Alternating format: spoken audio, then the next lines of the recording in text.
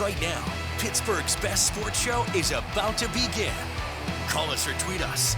We've got things to talk about on the Ireland Contracting Nightly Sports Call. Good evening, everyone, and welcome inside the Fan Cave. And welcome to the Sports Call. You know the drill.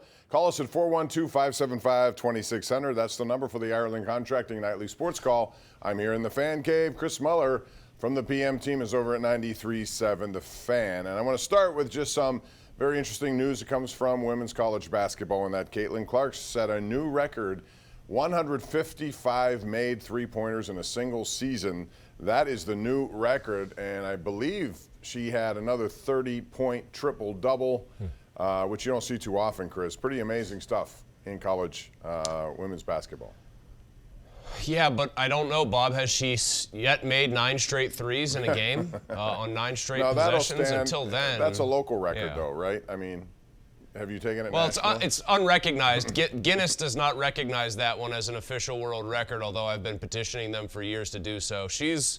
I wrote this in a column recently. I've said this on the air. Men's or women's ball, pro or college, I think she is the best draw in basketball right now. If you might scoff at this and say, what about Giannis or Luka Doncic or even Gilgeous-Alexander in Oklahoma City? That's for the real NBA heads out there, Bob, like you. I throw a name like that in, or LeBron or whatever. You say, oh, come on, Chris, you'd pay more money to see those guys, wouldn't you? No, not even Wemby in San Antonio. I think Caitlyn Clark is the best show in basketball right now. Appointment viewing whenever she's on. Well, I would say SGA on the NBA level is my go-to right now because he's young, and that team with Chet Holmgren, they're really good. But you're right, in college, in men's, you can include all of that. There's one must-see, and it's her right now. So it'll be interesting to see. Certainly the women's field is going to be a tight one. They have a lot of good teams in women's college basketball, which is good to see how it's really elevated itself over the course of several years. Now let's talk about, I want to start with last night's game with the Penguins, because I thought at one point of this game, I stay up late, I watch everything, I can't go to sleep. So it's 2-0. I got home 2-1, and I saw Raquel score another one. I said, oh, he's come out. But then they gave a shorthanded goal. At that point, I thought, okay, that's it. Shorthanded goal after they just scored a 5-on-3 goal, but to their credit, boy, they played a wonderful third period, and they won a game in overtime. How big is that? And is that one of those games that we always talk about, games like Arizona when they lost, or some of these games they've lost? Like, that's it, you're going to remember that. What about this one? How will it be remembered? I mean, against the best team in the league, at least in terms of point total, it's got to be remembered fondly. They're 3-0-1 since Dubas said that he would kind of let the course of their play determine how he acted. So they're playing motivated. They're playing desperate. Just as an aside, Bob, your devotion to watching that game through and my honesty on Twitter made me look bad. I got called a junior varsity sports guy because people said, KD Pomp's up tweeting at 1 a.m. or whatever about that game, because I admitted that I went to bed after one period. I said 2-0. There's no crime in that. You have 2 young kids. You got to do what you got to do. But here's the problem, Bob, so you understand that. You think I even bothered firing back good-naturedly with that? No, because that person would say, I got 7 kids and I'm not even a sports guy, and I stayed up till 2 a.m. No, it was a really good win for them, though. I thought Jari showed a ton. I thought he played a whale of a game. Thatcher Demko had more saves, but I thought Jari was phenomenal for the Penguins. You know what I'll say is significant? The 3 guys on the ice in overtime for the goals. Starkey wrote this in a column. I thought it was a good observation. Do they ever need Erik Karlsson to finally jumpstart? Do they need Riley Smith to jumpstart? Although I think they still would want to trade him because I'm still skeptical about whether or not he wants to be here. But Eller, Smith, and Karlsson being the guys on the ice for Karlsson's winner, I did think was a significant piece of business for them. A couple more observations. I really thought the goal that they tied the game on was all Drew O'Connor. The guy was flying. He kept the play alive on what could have been an icing call. It goes back, and Lars Eller was really flying as well, and he scored the goal that tied the game, a really good shot right from the middle circle there, in the middle of the 2 circles. And then they went in an overtime, and again, he had a play in that as well. We have a lot to get into, Chris. We'll talk about the Combine, which continues, and you heard Rich talk to Jerry Dulac. It looks like the Steelers are set with what they're going to do at quarterback. Should they be? How many other opportunities are there out there? We'll get into that and more. We want to hear from you. It's 412-575-2600. This is the Ireland Contracting. We're live on KDKA Plus and 93.7 The Fan.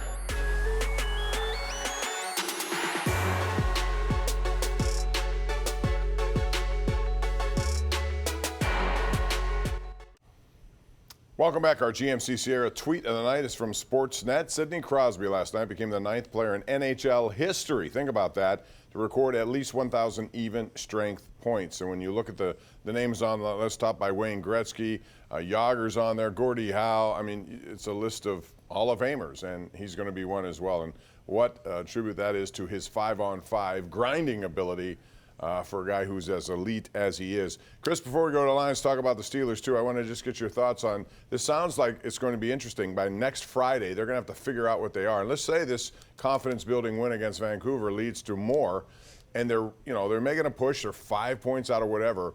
What do you think Kyle Dubas will really do in that situation?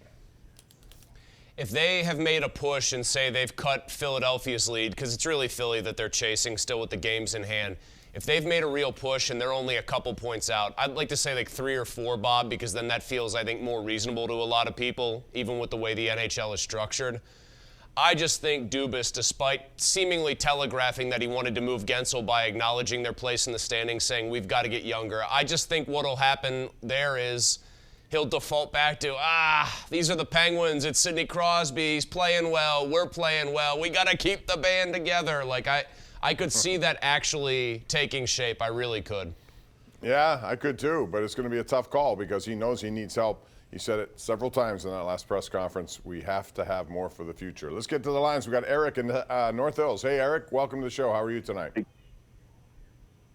you guys think that an NFC team has a better chance of landing Justin Fields rather than NFC? I think Atlanta does. I think that's the team.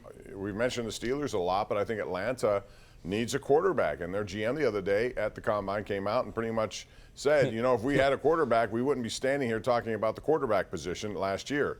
But everybody they had didn't work. So, Chris, I think Atlanta is, to me, probably the most logical destination. Although, do you hear anybody else? No, I think I saw some video on Instagram, like Justin Fields' manager posting a video of Justin Fields like standing in his kitchen, jumping around and being excited, like there was something in the works already, or that they got the sense that this was going to happen. And I think the odds moved to something like Atlanta to -250 to be Justin Fields' next team or his Week 1 team. It was -130. So the betting types, the odds makers, seems to think that this is a homecoming for Justin Fields, who played his high school ball down there. And listen, with everything Jerry Dulac has been reporting, I just have to take at face value that the Steelers simply are not interested in bringing in a player from outside the organization to be their starting quarterback next year. In fact, I don't think they're interested in bringing anybody in to do that job, not even re-signing Mason Rudolph to be the starter. I think it's Kenny Pickett's job until Kenny Pickett shows them, hey, I can't do this. I get that, I suppose, based on what Mike Tomlin said at that final press conference. I got to look at what he did when he had a healthy Kenny Pickett. He decided not to go back to him, and he could have.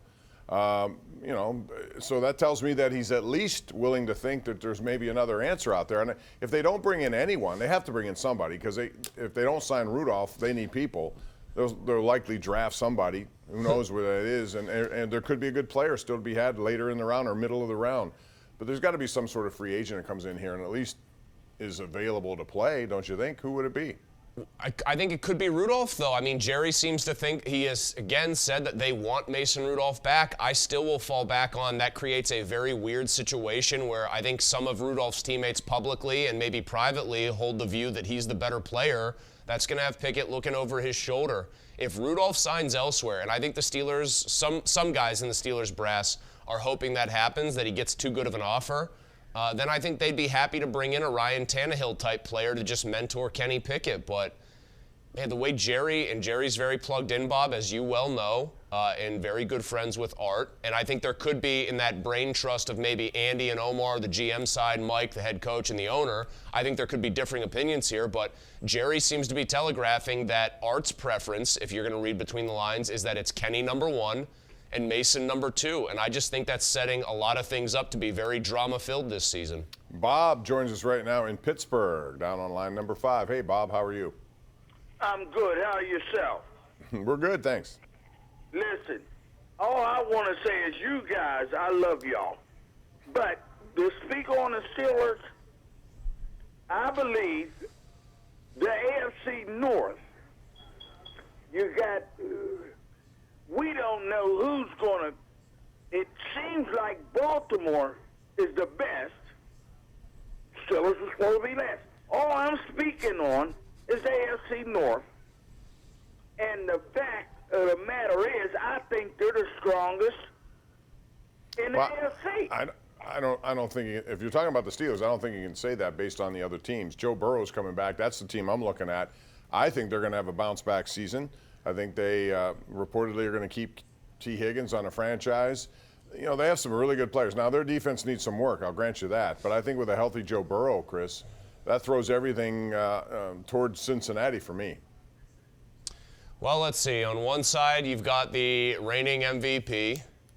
On another side, you've got Joe Burrow, who I think a lot of people still feel is the chief challenger to Patrick Mahomes, the only guy who's experienced real success against him in the AFC, other than Tom Brady, who's, of course, not playing.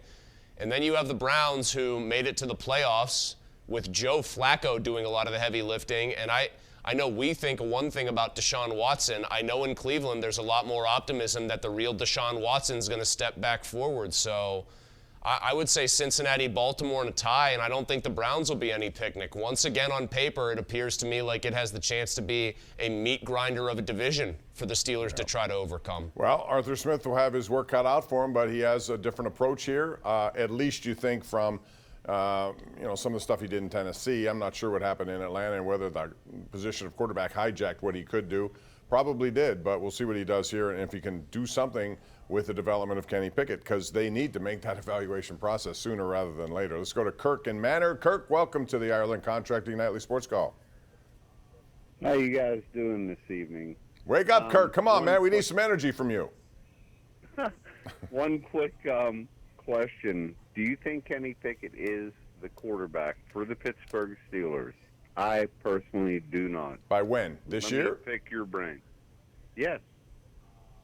I mean, they're kind of setting it up that way, aren't they? I mean, if you're going to ask me right now, if I had to bet, it would be Kenny Pickett, even though I still think there's unfinished business there, and who knows how this may work out. I'm not going to say that the talks with Chicago for Justin Fields are over, because I don't know what the asking price is. I've heard different reports, Chris, but if something works for them and they feel they want to do that, although, again, based on everything we've heard, that looks like it will not happen. Oh, come on, Bob. You know what our guy Kirk in Manor meant. You heard the tone he had when he was calling. He's been contemplating the nature of the universe. That was an existential question. There was profundity behind it there. He was talking about, not is Kenny Pickett QB1 on the depth chart. Is he the man? Is he the guy that can lead the Steelers to the promised land? Kirk, brother, my answer is no. I just have seen no elite traits from him in 24 games, even with a bad coordinator. I have seen nothing from him that suggests that in the right setting, future greatness is on the horizon. And so I've got to unfortunately agree with you. People think, you love to trash Kenny, you love to bury Kenny. Trust me, business is good when the Steelers win, and I would much rather that their first-round pick from 2 years ago be flourishing, but I don't see that happening for him. Do you see any possibility? And again, I don't think it's going to cost all that much. Russell Wilson is out there. Denver apparently is going to make that official, and if they do, he's available. He's a guy who had pretty good numbers last year under Sean Payton, 26 touchdowns. I think the Steelers would take that out of their start. He's a veteran, and people on the Steelers side of it who follow them, observe what they do, think that may be a good idea. But would they do it?